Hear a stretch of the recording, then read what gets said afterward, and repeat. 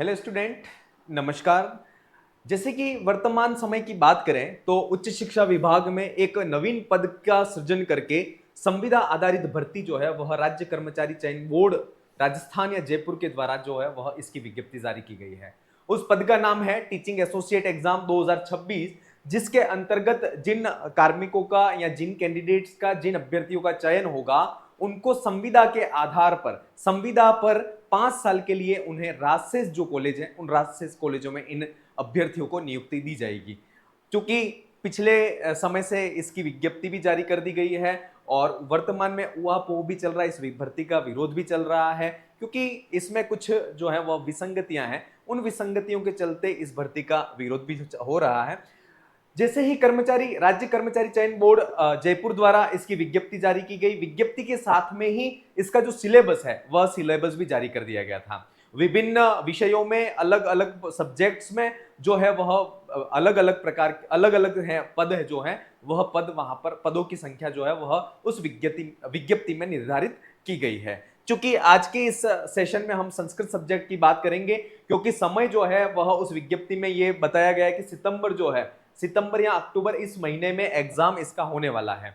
और जब सिलेबस को हम देखते हैं तो जब असिस्टेंट प्रोफेसर एग्जाम की बात करते हैं तो असिस्टेंट प्रोफेसर में 2 पेपर सब्जेक्ट के होते हैं। फर्स्ट पेपर में 3 यूनिट है, सेकंड पेपर में 4 यूनिट है। लेकिन टीचिंग एसोसिएट एग्जाम में क्या किया है कि उन दोनों पेपरों को मिलाकर के 1 यूनिट कर दी और 1 पेपर कर दिया, और संपूर्ण पेपर जो सेकंड पेपर है टीचिंग एसोसिएट का, उसमें यूनिट जो है उसकी चर्चा करें तो यूनिट 7 यूनिट हो चुकी है। अर्थात असिस्टेंट प्रोफेसर का फर्स्ट पेपर और सेकंड पेपर, इन दोनों को मिला करके इन्होंने एक पेपर, सेकंड पेपर जो है उस सेकंड पेपर को रखा है। तो इसका पाठ्यक्रम, चूंकि समय कम है और इतने कम समय में इतने पाठ्यक्रम को पूरा करना अपने आप में बहुत बड़ा टास्क है। लेकिन अगर एक सही तरीका, सही दिशा से अगर आप इस सिलेबस को पढ़ते हो, क्योंकि कुछ चीजें ऐसी होती है इसमें सिलेबस में, देखा होगा आपने, क्योंकि आप में से बहुत से लोग जो कि टीचिंग एसोसिएट में इंटरेस्ट रखते हैं वो ऐसे हैं जिन्होंने पिछली असिस्टेंट प्रोफेसर भर्ती परीक्षाओं की तैयारी की है, तो और असिस्टेंट प्रोफेसर की नहीं की है तो सेकंड ग्रेड या फर्स्ट ग्रेड की है। तो कुछ पाठ्यक्रम जो है वह तो ऐसा होता है जिसको एक बार रीड ही करना है, बाकी वो पाठ्यक्रम अच्छी तरह से उनको कंठस्थ होता है। तो ऐसी कंडीशन में समय ऐसा है कि सार को गही रहे थोता दही उड़ा, अर्थात जितना हमें, हमारा जो टॉपिक अच्छा नहीं है उस टॉपिक को हमें पढ़ना है, बाकी जो टॉपिक है उनको अभी स्किप कर देना है। जिनको हमने पहले पढ़ रखा है, जिनको बहुत अच्छी तरह से हम उसके क्वेश्चनों को हल कर पाते हैं या उसमें ज्यादा मेहनत करने की जरूरत नहीं है, ऐसे जो टॉपिक हैं इनको अभी एक बार साइड में रख लीजिए। जैसे ही जो टॉपिक आपके वीक हैं उन वीक टॉपिकों पर काम कीजिए, वो थोड़े से अच्छे हो जाएं, फिर जो टॉपिक आपने पढ़ रखे हैं उनको एक बार आप रीड कर लीजिए। ठीक है, आइए इस टीचिंग एसोसिएट का जो पाठ्यक्रम है उस पाठ्यक्रम पर हम चर्चा करते हैं, और इतने कम समय में कैसे, कौन से यूनिट को ज्यादा टाइम दें जिससे हम बहुत अच्छा स्कोर कर पाए। जैसे कि आप सभी को पता है, इसके प्रश्न पत्र की जब बात करते हैं तो इसके प्रश्न पत्र होंगे, 2 प्रश्न पत्र होंगे, फर्स्ट प्रश्न पत्र एवं सेकंड प्रश्न पत्र। ठीक है, फर्स्ट और द्वितीय प्रश्न पत्र, ये 2 प्रश्न पत्र होंगे, और दोनों प्रश्न पत्रों में प्रथम प्रश्न पत्र जो है, प्रथम प्रश्न पत्र आपका राजस्थान का जीके होगा, राजस्थान सामान्य ज्ञान। इसका सिलेबस जो है वह भी जारी कर दिया गया है। इसके साथ में द्वितीय प्रश्न पत्र आपका होगा, वह द्वितीय प्रश्न पत्र आपका सब्जेक्ट, जिस सब्जेक्ट में आप टीचिंग एसोसिएट पोस्ट के लिए आवेदन कर रहे हैं उस सब्जेक्ट का आपका द्वितीय पेपर होगा। ठीक है, आपका जो संबंधित विषय है, यहां पर हम संस्कृत की चर्चा कर रहे हैं तो इसको मैं यहां पर संस्कृत लिख देता हूं। ठीक है, अब यहां पर प्रश्न कितने आएंगे, तो प्रश्न पत्र, प्रथम जो प्रश्न पत्र है उसमें क्वेश्चनों की संख्या होगी 60 क्वेश्चन होंगे। कितने होंगे? 60। और इसका पूर्णांक जो है वह कितने नंबर के हैं, तो ये 75 मार्क्स के हैं। कितने हैं? 75 नंबर के। द्वितीय प्रश्न पत्र की बात करें तो इसमें 120 प्रश्न होंगे और इनके नंबर होंगे वह होंगे 300 नंबर का ये पेपर है। कितने नंबर का? 300। अर्थात फर्स्ट पेपर और सेकंड पेपर इन दोनों को मिला दिया जाए तो टीचिंग एसोसिएट एग्जाम जो है उसका पूर्णांक कितना है? तो 375 नंबर का इन दोनों प्रश्न पत्रों का पूर्णांक है। ठीक है। अब एक चीज आपको याद पता होनी चाहिए कि इसमें सबसे ज्यादा अगर वेटेज हमें देना है या समय देना है तो जो सेकंड पेपर हमारा सब्जेक्ट का है उस सब्जेक्ट के पेपर को ही आपको वेटेज देना है। मैं ये नहीं कहूंगा कि जीके को आप छोड़ दीजिए, लेकिन जीके के लिए आपको उतना तो पढ़ना ही पढ़ना है जिससे आपके 40% मार्क्स आ जाएं। आपको पता होगा वर्तमान में राजस्थान में एक नया जो नियम है वह लागू हुआ है कि आपको ईच पेपर प्रत्येक प्रश्न पत्र में 40% नंबर लाना अनिवार्य है। कितना परसेंट? 40% नंबर अनिवार्यतः प्रत्येक पेपर में लाना है और दोनों पेपरों में मिलाकर के एग्रीगेट जो औसत होना चाहिए वह 36% होना चाहिए, तभी आपकी जो ओएमआर शीट है वह चेक होगी। कहने का मतलब है तभी आप पात्र माने जाएंगे। भले अगर आपके इसमें बहुत से स्टूडेंट असिस्टेंट प्रोफेसर एग्जाम में ये नियम लागू हुआ, सब्जेक्ट में बहुत अच्छे नंबर आ गए, फर्स्ट पेपर थर्ड पेपर जो जीके का था वह उनका क्लियर नहीं हुआ तो वह उस भर्ती से ही बाहर हो गए। और अब असिस्टेंट प्रोफेसर एग्जाम में पद बढ़ चुके हैं, अब उन्हें इतना अफसोस होता है कि चूंकि हम थोड़ा सा ध्यान अगर जीके को दे देते तो शायद हमारा असिस्टेंट प्रोफेसर इस बार क्लियर हो जाता, क्योंकि उस गलती के कारण 40% मार्क्स नहीं लाने के कारण बहुत से स्टूडेंट ऐसे हैं जो कि बहुत अच्छी तैयारी होने के बाद भी बाहर हो गए। तो अभी एक बार इस टीचिंग एसोसिएट एग्जाम के पहले ये चीज मैं फिर अलर्ट कर रहा हूं, अगर आप जीके को अगर ये समझ रहे हो कि जीके नहीं पढ़ना है, उसका वेटेज ज्यादा नहीं है, तो ये आप बहुत बड़ी गलती कर रहे हो। ये मेरा पर्सनल अनुभव है, व्यक्तिगत मेरा अनुभव है।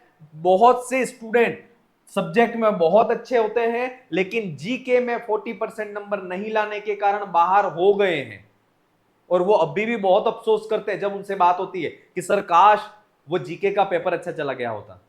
इसलिए अभी आपके पास समय है, जीके को आप उतना पढ़िए कि जिससे आपके मिनिमम जो मार्क्स है वो तो इसमें आने ही चाहिए। इसके अलावा जितने आपके प्लस हो सकते हैं वो आप ला सकते हो। ठीक है।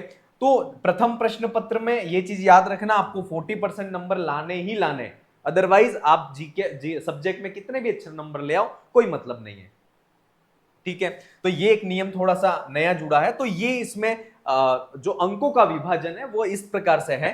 अब सिलेबस की जहां पर चर्चा करते हैं, सिलेबस की जहां पर चर्चा करें तो आपको पता होगा कि सिलेबस जो है वह टीचिंग एसोसिएट के लिए ये निकाला है, उसमें सबसे पहली यूनिट 7 यूनिट है इसमें और सबसे पहली यूनिट है वह वैदिक साहित्य है। कौन सी है? वैदिक साहित्य। जैसे कि इसमें विभिन्न देवताओं का परिचय, अग्नि, सवित्री है, रुद्र है, बृहस्पति है, अश्विनी है, वरुण है, इन देवताओं का सामान्य परिचय। इस यहां से जो प्रश्न पूछे जाते हैं वो मुख्य तौर पर विशेषण जो हैं उन विशेषणों से संबंधित प्रश्न ही यहां से पूछे जाते हैं। और इसमें आपको जैसे सवित्री सूक्त है तो सवित्री सूक्त पूरा सूक्त और मंत्रों की व्याख्या नहीं देखनी है, सिर्फ सवित्री देवता जो है उनका सामान्य सा परिचय आपको पता होना चाहिए कि उनका सामान्य परिचय कौन सा है, उनके विशेषण क्या है, ये चीज आपको पता होनी चाहिए। इसके बाद थोड़ा सा आगे चले हम तो सूक्तों का विशेष अध्ययन हमारे पाठ्यक्रम में है और वह है अग्नि है, इंद्र है, पुरुष है, हिरण्यगर्भ है, नासदी है, वाक, उषस, ये ऋग्वेद के सूक्त, फिर शुक्ल यजुर्वेद के सूक्त और अथर्ववेद के सूक्त, ये 3 सूक्त हमारे पाठ्यक्रम में शामिल हैं। अब स्टूडेंट करता क्या है, जिस प्रकार से 1.1 में देवताओं का सामान्य सा परिचय देख लेता है उसी प्रकार वही फंडा यहां भी अपना लेता है। सूक्तों का विशेष अध्ययन हमारे पाठ्यक्रम में अग्नि सूक्त के समस्त मंत्र और मंत्रों की व्याख्या आपको पता होनी चाहिए, इंद्र सूक्त के समस्त मंत्रों की व्याख्या आपको पता होना चाहिए। लेकिन स्टूडेंट करता क्या है कि इसका सार हिंदी में पढ़ लेता है, इंद्र सूक्त का हिंदी में सार, पुरुष सूक्त का हिंदी में सार, और जब ये पढ़ करके परीक्षा में चला जाता है, परीक्षा में बैठने पर पता चलता है कि वहां पर तो प्रश्न ये पूछ लिया नाभ्यासीद अंतरिक्षम, है ना, प्रस्तुत मंत्रांशः अस्ति, किस सूक्त से लिया गया है? पुरुष सूक्तस्य, अग्नि सूक्तस्य, इंद्र सूक्तस्य, हिरण्यगर्भ सूक्तस्य। तो आपने अगर मंत्रों के अंश को नहीं पढ़ा है तो आप ऐसे क्वेश्चनों को नहीं कर सकते हो। है अहम धनुराय अहम रुद्राय धनुरा तनोमि, है ना? तो इत्यत्र अहम पद से अर्थम किम। अब आपने पढ़ा ही नहीं है तो कहां से पता चलेगा कि इस यहां पर अहम पद का अर्थ क्या है? इसलिए हमेशा मैं ये कहता हूं कि जब सूक्तों की बात आए तो सूक्तों के मंत्रशः व्याख्या आपको पता होनी चाहिए और इन समस्त मंत्रों की व्याख्या आपको पढ़नी है। सिर्फ सार पढ़ने से काम नहीं चलेगा, क्योंकि ये चीज देखी गई है कि यहां से जो है वह एज इट इज जो पंक्तियां हैं वह पंक्तियां उठा करके पूछ ली जाती हैं। ठीक है, फिर है वैदिक काल के विषय में विभिन्न सिद्धांत। वैदिक काल के संबंध में भारतीय विद्वानों के अलग मत हैं, पाश्चात्य विद्वानों के अलग मत हैं। तो उन विभिन्न विद्वानों के जैसे मैक्स मुलर है, ए वेबर है, जैकोबी है, बाल गंगाधर तिलक है, ठीक है, एम विंटरनीत्स है, इसके भारतीय परंपरागत विचार हैं। तो इन्होंने वेदों के काल के संदर्भ में अपने किन मतों को प्रस्तुत किया है, यह चीज आपको पता होनी चाहिए कि और उनका न केवल वेद काल के साथ में उन्होंने उस काल का निर्धारण किस आधार पे किया है, ये चीज भी आपको पता होना चाहिए। और ये लिमिटेड मैटर है और उस लिमिटेड मैटर में से यहां से निश्चित परीक्षा में 2-3 प्रश्न पूछे जाते हैं। ठीक है, फिर है वैदिक जो संहिता है उनका परिचय, संहिताओं के पदपाठ, ब्राह्मण, आरण्यक और उपनिषद, उनका परिचय, सामान्य सा परिचय यहां से पूछा जाता है। जैसे ऋग्वेद के ब्राह्मण कौन से हैं, यजुर्वेद के ब्राह्मण कौन से हैं, आरण्यक की बात करें, आरण्यक कहते हैं किसके, विभिन्न विद्वानों ने आरण्यक या उपनिषदों की क्या परिभाषाएं दी है, वो चीज यहां से पूछी जाती है। और आरण्यक और उपनिषद कौन से वेद का कौन सा है, ये चीज आपको पता होनी चाहिए। ये टीचिंग एसोसिएट का एक प्रहार बैच हमारे इस प्लेटफॉर्म पर स्टार्ट हो रहा है आज ही से, ठीक है, जिसका नाम है प्रहार बैच। आपको हमारे एप्लीकेशन में ये बैच मिल जाएगा और वहां पर सारी वैदिक साहित्य की बात करें, दर्शन, भाषा विज्ञान, व्याकरण, काव्यशास्त्र, संस्कृत साहित्य, अर्वाचीन संस्कृत साहित्य, इन सारी जो 7 यूनिट हैं, इन 7 यूनिटों को बहुत अच्छी तरह से वीडियो, उसके जो लेक्चर हैं उन वीडियो लेक्चरों के इस बैच में अपलोड किया गया है। और इसके साथ में ही जैसे ही आप इन बैच को ज्वाइन करेंगे तो इसके जो समस्त नोट्स हैं वह नोट्स आपको पीडीएफ फॉर्मेट में एप्लीकेशन में भी अपलोड हो मिलेंगे और इसके साथ में आपको बाय पोस्ट भी वो नोट्स आपके घर तक यहां से भेज दिए जाएंगे। तो ये प्रहार बैच, अगर आप टीचिंग एसोसिएट की तैयारी करना चाहते हैं या आपके अंदर ये है कि मैं पहले विद्या संबल में कहीं कार्यरत था या कार्यरत थी और मुझे प्रहार बैच ज्वाइन करना है, संस्कृत विषय जो है उस संस्कृत विषय की तैयारी अगर आपको करनी है तो इसके लिए स्पेशली टीचिंग एसोसिएट 2026 का जो एग्जाम है उस बेस पर ही, उसके सिलेबस को लेकर के ही प्रहार बैच इस प्लेटफॉर्म पर आज ही प्रारंभ हुआ है। आप इस बैच को ज्वाइन कर सकते हो जहां पर ये मान के आपको YouTube पे हमारे वीडियो लेक्चर भी हैं, इसके साथ ही इस कोर्स में भी जो है वह कुछ लेक्चर जो हैं वह आपको वहां पर अनलॉक हैं, तो आप उनको वहां से देख सकते हैं। ठीक है, तो इस बैच को भी आप ज्वाइन कर सकते हैं। इस बैच की खासियत यह है समस्त लेक्चर जो है वह अपलोड है, आप आपके समय के अनुसार उन लेक्चरों को देख सकते हैं। इसके साथ में उसकी पीडीएफ फॉर्मेट में उसके नोट्स भी अपलोड है, उनको भी वहां से आप देख सकते हैं, पढ़ सकते हैं, उनको डाउनलोड कर सकते हैं। इसके साथ में ही प्रत्येक यूनिट के बाद एक एक जो है वो टेस्ट अपलोड किया जाएगा और उस टेस्ट से ये आपको ये पता चलेगा कि आपने जिस यूनिट को पढ़ा है उसमें आपकी क्या सिचुएशन है, जिससे आपको ये लगेगा कि हाँ मैंने सारे वीडियो तो देख लिए लेकिन मुझे नोट्स पढ़ने की और जरूरत है, या फिर मुझे कुछ टॉपिक ऐसे हैं जिनको वापस से जिसके वीडियो फिर से देखने की जरूरत है क्योंकि वो मेरे न तो समझ में आ रहा है न उसके क्वेश्चन सही हो रहे हैं। इसलिए आप इस टेस्ट के माध्यम से एक एक यूनिट को पढ़ते जाइए, उसके बाद उसका जो टेस्ट है उस टेस्ट को सबमिट कीजिए, तो आपको ये पता चल जाएगा कि हम मेरा जो है वह कौन सा टॉपिक वीक है। तो आप इस प्रहार बैच को भी ज्वाइन कर सकते हैं। ठीक है, चलिए अब वापस वही सिलेबस पर चलते हैं। तो ब्राह्मण, आरण्यक और उपनिषद में एक ये अग्निष्टोम, दशपूर्णमास यज्ञ और पंच महायज्ञ, ये 3 यज्ञ हैं। इन तीनों यज्ञों के संदर्भ में भी प्रश्न पूछे जाते हैं कि ये अग्निष्टोम यज्ञ का में ऋत्विक कितने होते हैं, इसका समय क्या है, दशपूर्णमास यज्ञ में कितने यज्ञ जो हैं उन यज्ञों का ये सुमेलित रूप है ना। ये सारी चीजें यहां से पूछी जाती है। उपनिषदों के संदर्भ में उपनिषदों को सामान्य परिचय के साथ में ईशावास्योपनिषद, कठोपनिषद और तैत्तिरीय उपनिषद, इन तीनों जो उपनिषद हैं उन तीनों उपनिषदों का विस्तार से वर्णन जो है वह हमें पढ़ना है, क्योंकि वो तीनों उपनिषदों के संदर्भ में ये चीज जो है वह परीक्षा में पूछी जाती है, इसलिए आपको उसको बहुत अच्छी तरह से पढ़ना है। इसके बाद वेदांग, जो 6 वेदांग हैं उस 6 वेदांगों को पढ़ना है।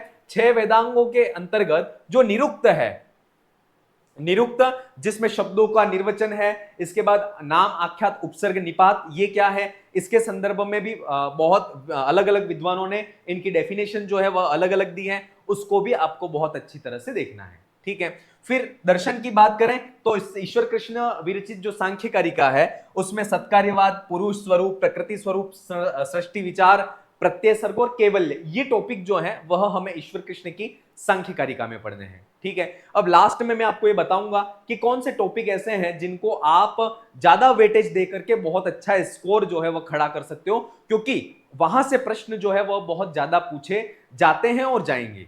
ठीक है, चलिए, सदानंद का वेदांत सार है, उसमें अनुबंध, चतुष्टय, अज्ञान, अध्यारोप, अपवाद, लिंग शरीरोत्पत्ति, पंचीकरण, ठीक है, विवर्त और जीवन मुक्ति, ये वेदांत सार से पूछा जाएगा। तर्क मिश्र की केशव मिश्र की तर्क भाषा, पदार्थ क्या है, कारण, समवाय, असमवाय, निमित्त कारण, प्रमाण के अंतर्गत प्रत्यक्ष, अनुमान, उपमान और शब्द, ये 4 प्रमाण और 4 प्रमाणों में क्या क्या चीजें हैं। और एक केशव मिश्र की तर्क भाषा में यहां पर पाठ्यक्रम में हेत्वाभास नहीं लिखा हुआ है, लेकिन मैंने ये चीज देखी है कि असिस्टेंट प्रोफेसर में भी हेत्वाभास से रिलेटेड प्रश्न पूछे जाते हैं, तो आपको इसमें भी हेत्वाभास से संबंधित जो प्रश्न है या हेत्वाभास जो है उन हेत्वाभासों को पढ़ना है।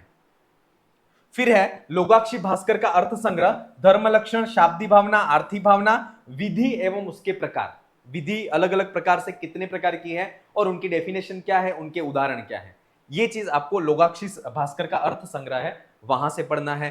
फिर है पातंजलि योग सूत्र में चित्त भूमि, चित्त वृत्तियां, ईश्वर का स्वरूप, योगांग, समाधि और केवल्य, ये आपको पतंजलि योग सूत्र में पढ़ना है। फिर सर्वदर्शन संग्रह, सर्वदर्शन संग्रह, इसमें उमाशंकर ऋषि जो है उनकी बहुत अच्छी किताब है, और वहां से आपको जैन मत, बौद्ध मत और चार्वाक मत, जो कि नास्तिक मत है तीनों, इन तीनों नास्तिक मतों को आपको उस सर्वदर्शन संग्रह में से पढ़ना है। ऐसा नहीं हो कि आप सिर्फ सार पढ़ लें या फिर उसका थीम पढ़ लें कि जैन दर्शन कौन है, 24 तीर्थंकर क्या है, यहां तक काम नहीं चलेगा। अपितु जैन सर्वदर्शन संग्रह में जो कारिकाएं दी गई हैं, जो अरहत का स्वरूप दिया गया है, जो तत्व कहे गए हैं, जो बंद क्या है, आश्रव क्या है, निर्जरा क्या है, ये सारी चीजें जो है वह आपको यहां से सर्वदर्शन संग्रह से पढ़नी पड़ेगी। ठीक है, फिर व्याकरण एवं भाषा विज्ञान की चर्चा करें तो महाभाष्य, जो सबसे ज्यादा अगर बच्चों को शिकायत रहती है तो वह महाभाष्य में से रहती है। कहां रहती है? महाभाष्य में। और महाभाष्य में शब्द की परिभाषा, शब्द एवं अर्थ का संबंध, व्याकरण के उद्देश्य, व्याकरण की परिभाषा, साधु शब्द के प्रयोग का परिणाम और व्याकरण की पद्धति, ये आपको महाभाष्य में से पढ़ने हैं। ठीक है, फिर है लघु सिद्धांत कौमुदी में आपको समास और तिगंत प्रकरण, ये तिगंत प्रकरण में भू एवं एद धातु की जो रूप सिद्धियां, उन रूप सिद्धियों को आपको पढ़ना है। इसको भी हमने बहुत अच्छी तरह से उस कोर्स में पढ़ाया है। तो आपको तिगंत में भू और एद सबसे ज्यादा दिक्कत आती है, तो वो यहां भी आती है तिगंत में कि सर ये सूत्र समझ में ही नहीं आते कि यहां से प्रश्न किस तरह से बनेंगे। और सारी चीजें, एक चीज याद रखना, इन सारे यूनिट पर आधारित टेस्ट भी आपको इस कोर्स में मिलेंगे। सारे इन यूनिटों पर आधारित जो टेस्ट हैं वह भी आपको इसके अंदर ही मिलेंगे। ठीक है, इसके बाद कृदंत, तद्धित, अपत्यार्थक और मतवर्थीय और स्त्री प्रत्यय, ये प्रत्यय आपको पढ़ने। परिभाषाएं, संहिता, गुण, वृद्धि, बहुत इजी है ये परिभाषाएं।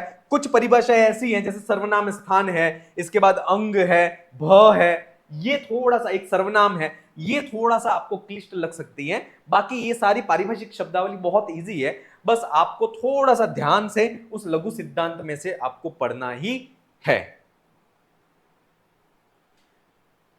फिर है वही व्याकरण एवं भाषा विज्ञान में सिद्धांत कौमुदी का कारक प्रकरण पढ़ना है।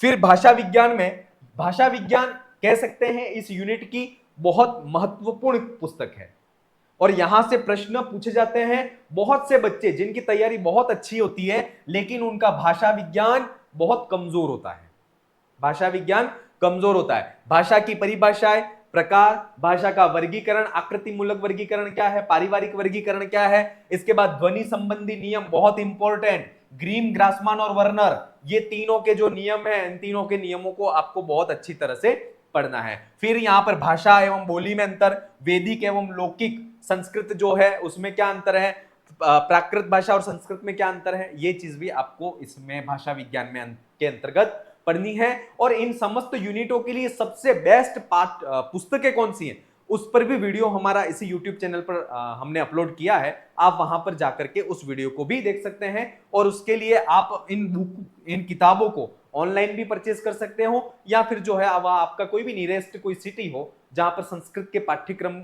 संस्कृत की जो बुक है वह अवेलेबल होती हो, तो वहां जाकर के भी आप इन चीजों को ले सकते हैं। इकाई 4 काव्य शास्त्र। काव्य शास्त्र में ये याद रखना कि इसमें काव्य प्रकाश आपको बहुत अच्छी तरह से पढ़नी है। काव्य प्रकाश आपको स्वयं आपको काव्य प्रकाश लाइए और वहां से आपको पढ़नी है। और इसके लिए आचार्य विश्वेश्वर महोदय जो हैं उनका काव्य प्रकाश बहुत अच्छा है, उस काव्य प्रकाश को आप लाइए और उसको ला करके खुद पढ़े। ये याद रखना, काव्य प्रकाश असिस्टेंट प्रोफेसर की बात करें या इसकी बात करें टीचिंग एसोसिएट की, दोनों में से बहुत महत्वपूर्ण है। संपूर्ण पेपर की जान कह सकते हैं या संपूर्ण पेपर की आत्मा कह सकते हैं, यहां से बहुत प्रश्न बनते हैं। असिस्टेंट प्रोफेसर का भी एक मैंने पेपर देखे हैं पिछले, और आपने भी देखे होंगे, तो ये चीज ध्यान रखना कि आपको यहां से बहुत प्रश्न मिलेंगे, इसलिए आपको इस काव्य प्रकाश को बहुत अच्छी तरह से पढ़ के जाना है। चाहे अभिहितान्वयवाद हो, अन्विताभिवाद हो, या शब्द शक्तियां हो, या फिर अलंकार हो, किसी भी टॉपिक को आपको छोड़ना नहीं है। अलंकार का लक्षण हो, चाहे अलंकार के उदाहरण हो, समस्त टॉपिक को बहुत अच्छी तरह से आपको पढ़ के जाना है, क्योंकि यहां से निश्चित प्रश्न परीक्षा में पूछे जाते हैं। ठीक है। नाट्यशास्त्र का प्रथम, द्वितीय और छठा अध्याय, दश रूपक का पहला और तीसरा अध्याय, प्रकाश, ये आपको पढ़ना है। साहित्य दर्पण में काव्य की परिभाषा है। इसके बाद विश्वनाथ ने जो काव्य की पूर्ववर्ती विद्वानों के काव्यों के लक्षण का जो खंडन किया है, वहां से भी प्रश्न आपको पूछे जाते हैं। और वो चीज आप तभी कर पाओगे ऐसे सवाल जब आपने साहित्य दर्पण को रेफरेंस बुक से या टेक्स्ट बुक से पढ़ा होगा, अदरवाइज आप ऐसे क्वेश्चनों के जवाब नहीं कर पाओगे। इसके बाद ध्वन्यालोक का प्रथम उद्योग की 19 कारिकाएं मुंह जवानी याद होनी चाहिए। अभाववादी हो, भाक्तवादी हो या अलक्षणितावादी हो, तीनों का मत क्या है, उन्होंने ध्वनि के संबंध में, ध्वनि के विरोध में किस मतों को कहा, उनकी कौन कौन सी पंक्तियां थी, वो चीज आपको ध्वन्यालोक के अंतर्गत पता होनी चाहिए। ठीक है। फिर संस्कृत साहित्य 5वीं यूनिट में रामायण का क्रम, रामायण में आख्यान कौन से हैं, रामायण कालीन जो समाज है समाज कैसी थी, रामायण का एक प्रेरणा स्तोत्र, रामायण कालीन जो साहित्य है, वो सारे टॉपिक आपको इसके अंतर्गत। महाभारत में महाभारत का क्रम, जय भारत और महाभारत, उसमें किसमें उपाख्यान थे, किसमें उपाख्यान नहीं थे, कौन वक्ता था, कौन श्रोता था, कितने श्लोक इसमें थे, वो चीज आपको इसके अंतर्गत। फिर महाभारत में आख्यान। और रामायण और महाभारत की जब बात करें, तब रामायण और महाभारत में जो इनका उपजीव्यता है, उस इनके उपजीविता के आधार पर किन रचनाओं का सृजन हुआ है संस्कृत साहित्य में, वो सारी रचनाओं के रचयिता आपको मुंह जबानी याद होने चाहिए, क्योंकि वहां से निश्चित परीक्षा में प्रश्न पूछा जाता है। फिर पुराण की चर्चा करें तो पुराण की परिभाषा, महापुराण एवं उपपुराण, पौराणिक सृष्टि विज्ञान, पौराणिक आख्यान, वो पुराणों के अंतर्गत पूछे जाते हैं। मद्वयम बद्वयम चैव व्रत्रयम व्रतचतुष्टयम, इस प्रकार से पुराण को जो संख्याएं हैं, उन पुराणों को याद करने के जो श्लोक हैं। इसके बाद पुराणों का राजसिक तामसिक है ना, ये विभाजन किया गया है। इसके बाद देवताओं की वर्ण विषय के आधार पर भी इन पुराणों का विवेचन किया गया, इसका विभाजन किया गया, वो चीजें आपको पता होनी चाहिए। इसके बाद कौटिल्यकृत अर्थशास्त्र प्रथम 10 अधिकार, ये थोड़ा सा कंफ्यूज करता है, बहुत से स्टूडेंट इसको बिना पढ़े ही चले जाते हैं। एक इसको मनुस्मृति और याज्ञवल्क्य स्मृति, इन दोनों को भी बिना पढ़े ही चले जाते हैं, लेकिन इनको बिना पढ़े अगर आप जाते हो तो इसका भी आपको बहुत बड़ा नुकसान होगा, इसलिए इनको भी बहुत अच्छी तरह से आपको देखना है। ठीक है। फिर है पुरालिपि एवं अभिलेख, इसको आप किसी भी नेट की किताब से बहुत अच्छी तरह से पढ़ सकते हो, ज्यादा इसमें वर्ण विषय मिलता नहीं है और सीधे सीधे से क्वेश्चन यहां से पूछे जाते हैं। फिर है गद्य पद्य नाटक और चंपू, ये संस्कृत का सामान्य जो लिटरेचर है, उस लिटरेचर में से सामान्य परिचय यहां से पूछा जाता है कि जैसे रचनाएं हैं, उन रचनाओं के पात्र हैं, या फिर उनका मंगलाचरण है, या फिर विशेष कोई उस रचना के संदर्भ में कोई उक्ति या सूक्ति प्रसिद्ध है, तो उसके संदर्भ में यहां से प्रश्न पूछे जाते हैं। जो ग्रंथों का सामान्य परिचय है, जैसे रघुवंश है, मेघदूत है, किरातार्जुनीयम है, शिशुपाल वध है, नैषधीय चरित है, बुद्ध चरित है, तो इनका सामान्य सा ग्रंथ परिचय, रचना परिचय आपको पता होना चाहिए। इसके बाद फिर जो है वह ये सामान्य परिचय, स्वप्न वासवदत्तम, अभिज्ञान शाकुंतलम आदि, फिर इन ग्रंथों का विशिष्ट अध्ययन आपके पाठ्यक्रम में शामिल है। अभिज्ञान शाकुंतलम का चौथा सर्ग अंक, रघुवंश का पहला और त्रयोदश 13वां सर्ग, किरातार्जुनीयम का प्रथम सर्ग, शिशुपाल वध का प्रथम सर्ग, कुमार संभव का पंचम सर्ग और कादंबरी का कथामुख भाग से जाबाली आश्रम पर्यंत, ये इन ग्रंथों का विशिष्ट अध्ययन आपके पाठ्यक्रम में शामिल किया गया है। तो ये चीज भी आपको बहुत अच्छी तरह से पता होनी चाहिए, और इनको as it is reference book से हमने भी पढ़ाया है, यूट्यूब पे भी मैंने कुछ वीडियो अपलोड कर दिए हैं, और आपको इस कोर्स में भी बहुत अच्छी तरह से इन ग्रंथों को पढ़ाया जाएगा। इसके बाद राजस्थानी संस्कृत साहित्य का इतिहास, ये यूनिट इकाई 7 बहुत इंपॉर्टेंट है। इसका मैटर बहुत कम मिलता है, लेकिन बहुत कम लिमिटेड मैटर में बहुत अच्छे क्वेश्चन, और क्वेश्चन सेलेक्टेड है ना। क्वेश्चन कैसे सेलेक्टेड, और सेलेक्टेड क्वेश्चनों पर अगर आप थोड़ी मेहनत कर लोगे तो ये मान के चलिए कि इसमें पूरे में से पूरे नंबर इस यूनिट में आपके आ सकते हैं। और प्रयास मैं हमेशा असिस्टेंट प्रोफेसर में भी करता हूं कि इसमें से, इस यूनिट में से आपका एक भी नंबर कटने नहीं पाए, इस यूनिट में आपका एक भी नंबर कटने नहीं पाए, पूरे में से पूरे आपके नंबर इसमें आने चाहिए। और इन 17 रचनाकारों के व्यक्तित्व और कृतित्व के साथ में, इनके व्यक्तित्व के संदर्भ में ज्यादा प्रश्न नहीं पूछे जाते हैं, लेकिन कृतित्व के साथ में इन्होंने संस्कृत के विकास के लिए, संस्कृत के उत्थान के लिए जो कार्य किए हैं, उन कार्यों के दौरान इन्हें जो पुरस्कार, सम्मान, उपाधियां मिली हैं, वह उपाधियां आपको याद होनी चाहिए। न केवल उपाधियों के साथ में उस उपाधि को प्रदान करने वाली जो संस्था है, उस संस्था का भी आपको नाम पता होना चाहिए। या किसी संदर्भ में किसी पर्टिकुलर किसी रचना के लिए कोई उपाधि दी जा रही है, तो वो रचना भी आपको पता होनी चाहिए। तो यहां से ये क्वेश्चन आपको पूछे जाएंगे। अब ये बात करते हैं कि हमारे पास समय कम है, और ऐसे कम समय में कौन सी यूनिट ऐसी हैं जिन पर हम पूरी अच्छी तरह से फोकस करें तो हमारा बहुत अच्छा स्कोर बन सकता है। तो एक तो याद रखना, काव्य शास्त्र की जितनी किताबें, काव्य प्रकाश है, साहित्य दर्पण है, दश रूपक है, ध्वन्यालोक है, नाट्य शास्त्र है, तो काव्य शास्त्र को आपको बहुत अच्छी तरह से पढ़ना है। और काव्य शास्त्र ऐसा विषय है जिसको बार बार रिकॉल करना जरूरी है, क्योंकि इसमें हम जो है वह भूल जाते हैं। तो एक काव्य शास्त्र को बहुत अच्छी तरह से पढ़ना है। दूसरा, राजस्थानी अर्वाचीन संस्कृत साहित्य का इतिहास, राजस्थानी संस्कृत साहित्य, इसको भी आपको बहुत अच्छी तरह से पढ़ना है, क्योंकि ये लिटरेचर ऐसा है कि आप इन 17 जो विद्वान, जो मनीषी हैं, उनका एक या दो बार आप इनके व्यक्तित्व कृतित्व को बहुत अच्छी तरह से पढ़ लोगे, तो मेरे को ये लगता है कि ये फिर बाद में जब आप रिवीजन करोगे तो 2-2 दिन में ये आपके सारे रचनाकार पूरे हो जाएंगे, और पूरे में से पूरे नंबर लाने जैसी यूनिट है। ठीक है। तीसरी यूनिट का नाम है, वह है वैदिक साहित्य। ठीक है।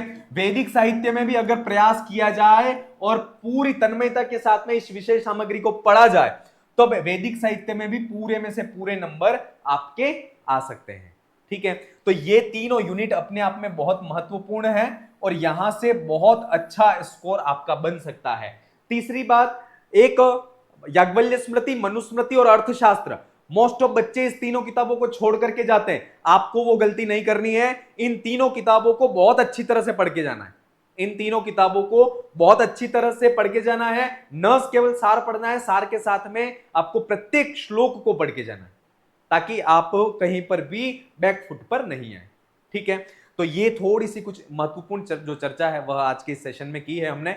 आप भी अगर ये चाहते हो कि अब हमारे पास ये ऑप्शन है, तो आपको इस ऑप्शन के लिए आपकी तैयारी को आपको करना चाहिए, और निश्चित पढ़ा हुआ जो ज्ञान है वह कहीं ना कहीं फल को प्रदान करता है। अगर आपने अभी टीचिंग एसोसिएट को लक्ष्य कर करके अगर आपने तैयारी को किया, तो निश्चित आगामी समय में आने वाली जो असिस्टेंट प्रोफेसर भर्ती है उसमें यह ज्ञान आपके काम में आएगा और उतनी ही आपको मेहनत कम करनी पड़ेगी, जिससे आपके जो वीक पॉइंट है, जो वीक टॉपिक है, वो अगली भर्ती में बहुत अच्छी तरह से आप उनको बहुत अच्छा कर लोगे और आगे की जो आगामी भर्ती है उसमें हो सकता है आप असिस्टेंट प्रोफेसर जो है उस पद पर आप बैठ पाए। ठीक है, चलिए आज के सेशन को यहीं विराम देते हैं, अगले सेशन में हम फिर मिलेंगे। आप उम्मीद करता हूं इस बताई गई जो चीजें हैं उन पर गौर की करेंगे और निश्चित गौर करोगे तो कहीं ना कहीं बेनिफिट होगा, फायदा होगा।